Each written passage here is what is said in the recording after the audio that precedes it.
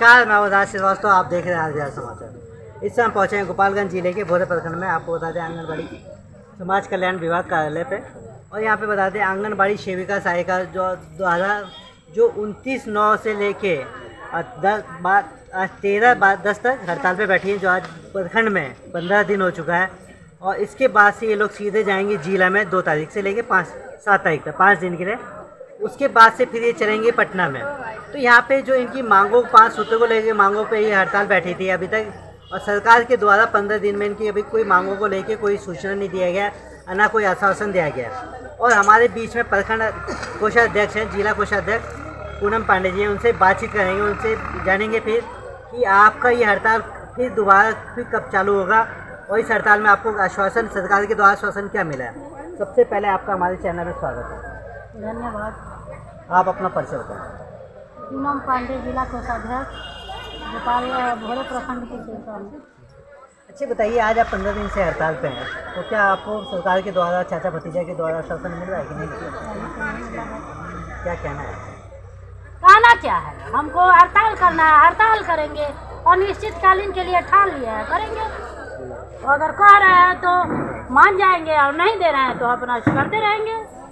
तो ये बताइए फिर से वही जैसे कल हुआ, पिछले बार हुआ था कि चाचा भतीजा बोले थे कि हाँ आपका वेतन जो है मानदेय बढ़ जाएगा, दुगना हो जाएगा, और उसमें मौखिक हुआ था पर लिखित नहीं हुआ था। तो इसका हुआ कान लेके चला गया। तो क्या इस बार भी फिर वही होगा, मौखिक में मानिएगा कि लिखित में मानिएगा? लिखित में मानेंगे। हम तो कल ही बोल दिए आपसे कि जब तक हमको लिखित चिट्ठी नहीं मिलेगा तब तक हम लोग मानने वाले नहीं। तो यहाँ पे जैसे कल हम CDPO से बातचीत की है, CDPO से जाने, तो CDPO का कहना है कि हम इसमें कुछ नहीं बोलेंगे। क्या कहेंगे आप? CDPO से हमको तनख्वाह मांगला है। हम तो नीतीश कुमार से तनख्वाह मांग रहे हैं, और मानदेय नहीं मांग रहे हैं, हम वेतनमान मान रहे हैं। CDPO हम जो काम करेंगे वो लिख के देती हैं, उनका काम है वो अपना करती हैं। हम इस बार हड़ताल में हैं, अनिश्चितकालीन हड़ताल में हैं। बिहार राज्य सरकार के पर हम लोग हड़ताल किए हैं। वो जब तक हम लोगों को नहीं दे रहे हैं, आश्वासन पे मानने वाले नहीं हैं, जब तक लिखित चिट्ठी नहीं आ जाती है तब तक हम सेविका सहायिका बहने अनिश्चितकालीन हड़ताल पर रहेंगे। तो ये बताइए, जब जो CDPO है, आप लोग हड़ताल पे हैं, शांतिपूर्वक हड़ताल कर रहे हैं, तो CDPO को इसमें 2 शब्द बोलने में क्या हर्ज है कि CDPO क्यों बोलने को तैयार नहीं, बोले कि हम अपना नौकरी नहीं खाएंगे? तो क्या बात है? इसका हम कैसे वजह आपको बता दें? कुछ ना कुछ वजह तो होगा। हमारे तरफ से कोई वजह नहीं है देखने में। तो यहाँ तक देखा जा रहा है कि CDPO कुछ सेविका लोग के द्वारा बोला गया है कि CDPO कहते हैं काम करने के लिए, फिर काम नहीं हो। क्या कहते हैं? नहीं, ऐसा कोई दबाव नहीं है हम लोगों पे। हम लोग कार्यालय में सहयोग से रहते हैं, और कार्यालय से संबंध हम लोग को अच्छा रहता है, आज भी है। हम लोग जो सामान यूज करना होता है ले आते हैं कार्यालय से, फिर रखते हैं। इसमें कोई शिकायत नहीं है। तो यहाँ से CDPO से आपको कोई शिकायत नहीं? कोई शिकायत नहीं है। आपको हड़ताल सरकार के द्वारा करना है, हाँ, सरकार के खिलाफ? हमको इस बार भैया आप आगे आ जाइए। ये रिंकी देवी हैं, जो चाचा भतीजा को अपने सुर में गाना गा के जगाएंगी, और देखते हैं इनके गाने से जगते हैं कि फिर सो जाते हैं। लगता है हमको, तो लगता है कि कुंभकर्ण है। तो 6 महीने पे उठते हैं एक बार, और फिर 6 महीने के लिए सोते हैं, ठीक है, वो भी खाने के लिए उठते हैं, उसके बाद फिर सो जाते हैं। अब देखते हैं कि क्या कैसे जगाती हैं। पहले अपनी परिचय बताएं, जोर से बोलिए। और आगे सेविका हैं भोरे पंचायत से। तो बताएं कैसे जगह में आप अपने चाचा भतीजा को? गीत के माध्यम से संदेशा पहुंचाना चाहते हैं। चिट्ठी आई है साधन की मतलब गाने के माध्यम से सुनाएंगे। बिल्कुल सुनाइए। चिट्ठी आई है साधन के घर से। आंगनबाड़ी पर कब तक चलेगा अत्याचार? आंगनबाड़ी पर कब तक चलेगा अत्याचार? हमको वेतन के बदले देते हैं मार। आंगनबाड़ी पर कब तक चलेगा अत्याचार? वादा किया था जो सत्ता से पहले, काहे नहीं पूरे किए? महिला समान कर्मी वाले कहा था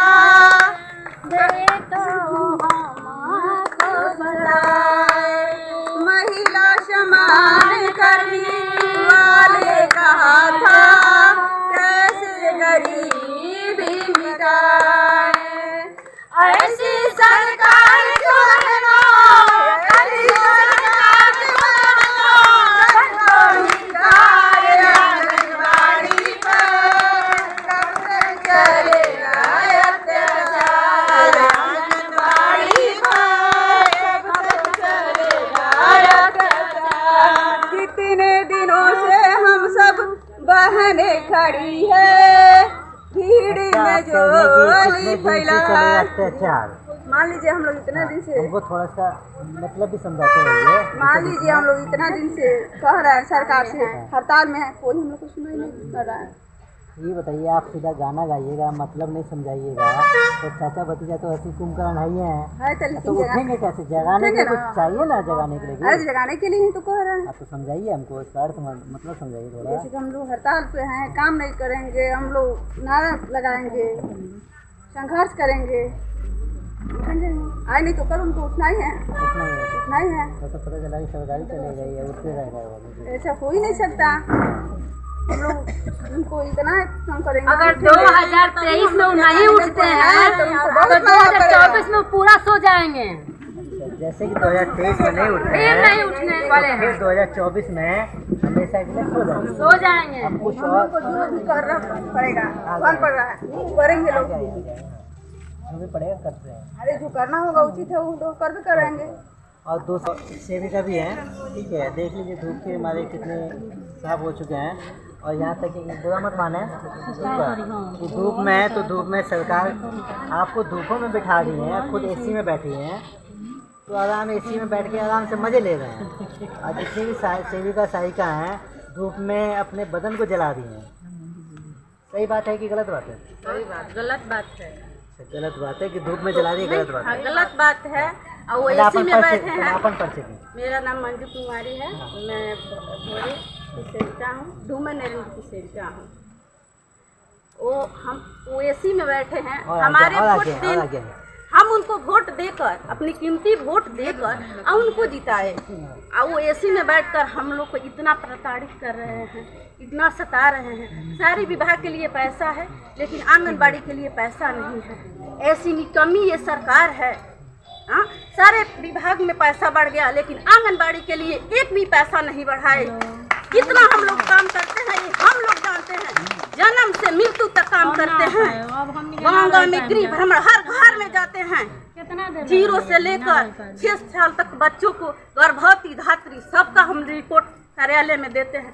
लेकिन सरकार हम लोग का कहती है वो कि हम लोग काम नहीं करते हैं। अच्छा ठीक है, आप बोलिएगा बाद में, पहले आप भावुक मत होइए, रोइए मत, ठीक है। आपकी आवाज़ से लग रहा है आप भावुक भी हो चुकी हैं और आपके आंखों से आंसू झलकने वाला है। तो ऐसा मत कीजिए। चलो आपको अपना भड़ास निकालना है और ऐसा निकालिए कि आँख पे आंसू से झलक ना निकले। ऐसी सरकार है, न तेजस्वी जी सुन रहे हैं, न नीतीश कुमार सुन रहे हैं। हम लोग का तनख्वाह लिए, लेकिन सारा विभाग में पैसा बढ़ गया। हम लोग आज 15 दिन से हड़ताल पे बैठे हैं। देख लीजिए चाचा भतीजा जी, ये जो महिला हैं, सेविका हैं, इनकी आँख इधर दिखाइए, कैमरा इधर दिखा, देखिए आँख से आंसू निकल रहे हैं इनके, ठीक है। इतनी भावुक हो चुकी हैं कि आपको इन लोगों को सुनना चाहिए बात को लेके। और भावुक तो इतनी क्रोधित हो चुकी है। देखिए कल हम आपसे बोले थे कि जो भी सेविका सहायिका है उनकी आँखों में ज्वाला है। ये ज्वाला देखिए, आज ज्वाला भी क्रोध की अग्नि में आप जल जाइएगा। तो ऐसा मत कीजिए, इन लोगों की मांगे हैं जो पूरी की जाए जी, ठीक है। आप और क्या कहेंगे बताइए? और कहेंगे यही हम कि नीतीश कुमार जी हमको वेतन मान दीजिए, क्योंकि हमारे बेटे और बच्चे को पेट नहीं भर रहा है इस 6000 रुपया से। मानदेय मत दीजिए, वेतन दीजिए। वेतन दीजिए। सारे विभाग के लिए वेतन है, मानदेय बढ़ा रहे हैं, लेकिन आंगनबाड़ी के लिए 1 रुपया भी नहीं बढ़ाए, 1 रुपया भी नहीं बढ़ाए। हाँ, एसी में बैठे हैं हम लोग, इस धूप में बैठकर रोज आपके लिए कोई न कोई संदेश से आप लोग के माध्यम से पहुंचा रहे हैं कि आज भी आप जग जाइए और सेविका सहायिका की बात सुनिए। नहीं तो देखिएगा इस 24 इलेक्शन में हम लोग आपके साथ क्या क्या करेंगे? सारी सेविका सहायिका अपनी वोट का बहिष्कार करेगी और एक भी वोट नहीं देगी। और हम वोट काटने के काम करेंगे, गांव-गांव में हर घर में जाएंगे, उनका वोट काटेंगे। अच्छा, आप वोट काटिएगा, ठीक है, आपने कहा वोट काटेंगे। तो जहाँ तक आपको बता दें कि आपको भी पता होगा, नीतीश चाचा भतीजा यहाँ पे वोट मांगने वो अपने कैंडिडेट उठाएंगे और वो कैंडिडेट आपके पास आएंगे, बोलेंगे हमको वोट दीजिए। तो क्या आप कैंडिडेट का बहिष्कार कीजिएगा कि उनको अपने घर पे बैठ के सम्मान कीजिएगा? उनका भी बहिष्कार करेंगे, क्योंकि पिछले बार चुनाव हुआ था तो सुनील राम जी हैं, वो हम लोग को कहे थे कि हम जीतेंगे तो आप लोग के लिए कुछ करेंगे। लेकिन आज तक 15 दिन हड़ताल हो गया, वो पूछने तक नहीं आए कि हाँ आप लोग क्या कर रही हैं, क्यों हड़ताल पे हैं, आप लोग को क्या चाहिए। आपने तो कहा कि सुनील कुमार जी जो 15 दिन से हड़ताल पे बैठे हैं तो पूछने नहीं आए। हम आपको एक चीज़ बता दें, आशा लोग जब 31 दिन के लिए हड़ताल पे बैठी थी तो सुनील कुमार जो मंत्री हैं, भोरे विधानसभा विधायक भी हैं, वो लामीचौर पंचायत में आए थे, अपना कार्यक्रम किए, वहाँ से चले गए, पर हॉस्पिटल में जाके एक बार भी किसी भी आशा लोग से ये नहीं पूछा कि आपकी समस्या क्या है। तो आप कैसे कह सकते हैं कि वो आपके पास आ सकता है? वो नहीं आएंगे, लेकिन हम आशा नहीं है, हम आशा आशा पे काम नहीं करेंगे। हम वेतन मान लेंगे। उनसे भी अगर फिर इलेक्शन में उठेंगे तो हम उनको मुंह तोड़ जवाब देंगे कि आंगनबाड़ी क्या चीज है, आप सुन लीजिए, कान खोलकर आप आइए, किसी को भी भेजिए वोट के लिए। हम उनको वोट कैसे देते हैं, वोट के बदले चोट देंगे उनको कि जिंदगी भर याद रहेगा सेविका सहायता क्या है। देख लीजिए चाचा भतीजा जी, जब आप अपने कैंडिडेट को उतारते हैं अगर, ठीक है, पर यहाँ पे आपको वोट कम मिलेगा पर चोट जरूर मिलेगा। और हम हमारे साथ कुछ सेविका भी हैं, सहायिका भी हैं, उनसे भी बातचीत करेंगे, देखिए उनकी क्या है राय, क्या रहते हैं। अपन परिचय बताएं पहले, क्या आए हैं कि नहीं आए हैं? खाना खाए हैं, खाना पिए हैं जी। तो थोड़ा तेज बोलिए, परिचय फिर से दी। मेरा नाम विभा देवी है, मैं गोरे प्रखंड के हूँ। केंद्र संख्या कौन सा है? केंद्र संख्या 76 है मेरा। वार्ड संख्या? वार्ड 8 है जी। क्या समस्या बनी, क्या हड़ताल पे बैठा बनी आप? हम हड़ताल पे हैं कि हम लोग का वेतन मान दे सरकार, इसलिए हड़ताल पे बैठे हैं। बताइए हमें कि हमें क्या मालूम है आप क्या खातिर बैठा बनी, क्या समस्या बताइए आपको। हमारी समस्या ये है कि हमारे बच्चों का पेट नहीं भरता है, सरकार हम लोग को पैसा बहुत कम देती है, हम लोग का वेतन मान कर दे, हम लोग भी अपन पालन पोषण करें। सब बहने हैं आंगनबाड़ी सेविका, हम लोग का पेट नहीं भरता है और हम लोग पास बच्चे भी हैं। हम लोग हस्बैंड जो है गृहस्थ, मतलब खेती का काम करता है जी, किसान है, इसलिए हम लोग हड़ताल पर बैठे हैं। सरकार हम लोग कुछ कर दे, उसके बाद हम हड़ताल नहीं करेगा सरकार, हम हड़ताल नहीं तोड़ेंगे। नीतीश चाचा को कैसे जगाइएगा? नीतीश को जगाएंगे, जब हम लोग या निश्चित काल के लिए हड़ताल में बैठे हैं तो उनको जगाएंगे, नहीं पैसा जाएंगे तो हम लोग निश्चित काल के लिए हड़ताल करेंगे। और भी ताला भी लेते। अरे कहाँ जाता रू लोग हाँ, अब यहाँ पे बताइए, अपन परिचय बताइए। मेरा नाम रेशम देवी सेविका है, केंद्र बखरिया है, केंद्र कोड 11 है और पंचायत कोरिया है।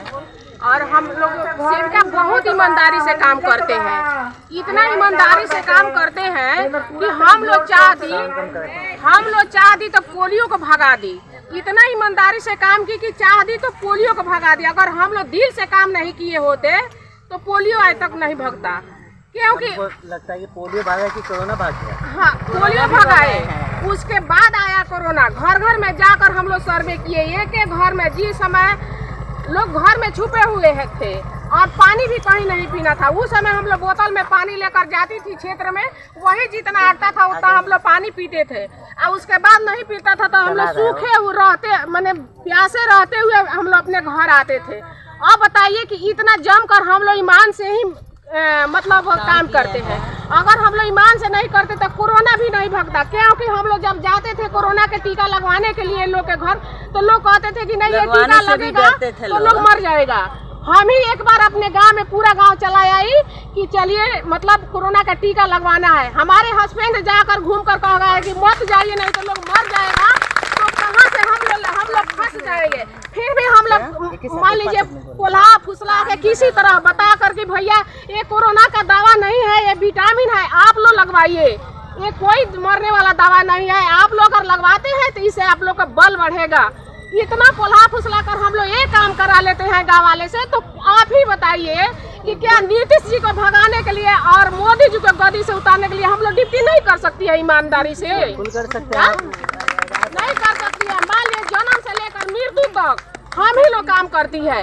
मान लीजिए अगर गर्भवती है उस समय, गर्भवती है उस समय हम लोग को देखना है कि भाई उसको मतलब एनीमिया तो नहीं हो गया, उसका मतलब उसका वृद्धि हो, शरीर का वृद्धि ग्रोथ बढ़ रहा है कि नहीं बढ़ रहा है, उसको क्या चाहिए, कौन टीका चाहिए, उसको ब्लड जांच कराना है, सारा हम लोग देखते हैं। जब बच्चा हो जाता है तब प्रत्येक दिन या दूसरे दिन उसको गृह भ्रमण करते हैं। मान लिया वजन कम हो गया, वजन बच्चा के कम हो गया, तभी हम लोग को बार बार गृह भ्रमण करने जाना पड़ता है ताकि देखे बच्चा कमजोर तो नहीं है। ऊपर से भी हम लोग का मतलब ये प्रेशर आता है कि हाँ ये मतलब ये करना है। हम लोग ईमानदारी से करते हैं कि भाई हमारे गांव हमारे क्षेत्र के बच्चा है कुपोषित ना हो जाए। उसके बाद देखिए देख लीजिए बीपी बढ़ रहा है, ठीक है, हाँ, मान दे बड़ा वेतन बढ़ा दीजिए, नहीं तो बीपी बढ़ के आपका बीपी सुनिए सर, और भी बात है, अगर किशोरी होती है तो उसको एनीमिया के लिए हम लोग देखते हैं कि भाई वो इसका एनीमिया हो गया, उसको टैबलेट देना है,